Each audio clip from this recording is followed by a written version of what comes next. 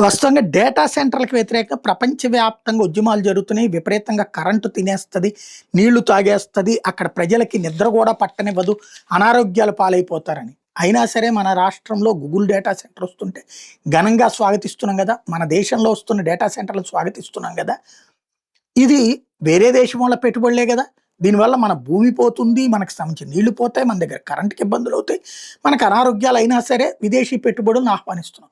అదే మన స్వదేశీ అయినటువంటి అదానీనో, అంబానీ మీదనో విష ప్రచారాలు చేస్తాం. వీళ్ళ మీద తప్పుడు కారు కూతలు కూస్తాం. అదేదో మన ఇంట్లో డబ్బులేదో ఎత్తుకుపోయాడన్నట్టు చీఫ్‌గా సెల్ ఫోన్‌కి సిగ్నల్స్ పట్టుకొచ్చారు. చీఫ్‌గా ట్రాన్స్‌పోర్టేషన్ తీసుకొచ్చినా సరే వాళ్ళ మీద విషం చిమ్ముతానే ఉంటాం. ఈ విషం ఎంతటి పని చేసిందంటే అదానీ వాళ్ళకి కెన్యాలో రావాల్సినటువంటి కాంట్రాక్ట్ ఆగిపోయి చైనా వాడు కొట్టుకుపోయినటువంటి సంఘటన ఇది. కెన్యాలోని జోమ్ కెన్యట్టా ఇంటర్నేషనల్ ఎయిర్పోర్ట్ జేకియా అంటారు.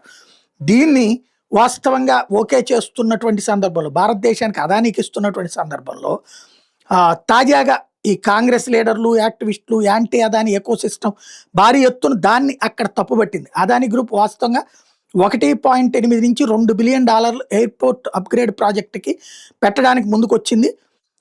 అయితే ఇప్పుడు కెన్యాలో ఇప్పుడు ఇక్కడ జరిగిన యాజిటేషన్ చూపించి కెన్యాలో ఉన్నటువంటి విపక్షం కెన్యా ప్రభుత్వం మీదన ఒత్తిడి తీసుకొచ్చారు. Political pressures, protests, social media campaigns అన్నిటిని చూపెట్టి. దాంతో కెన్యా ఈ మోడర్న్ ఎయిర్పోర్ట్ విషయంలో అదానీని పక్కన పెట్టేసింది.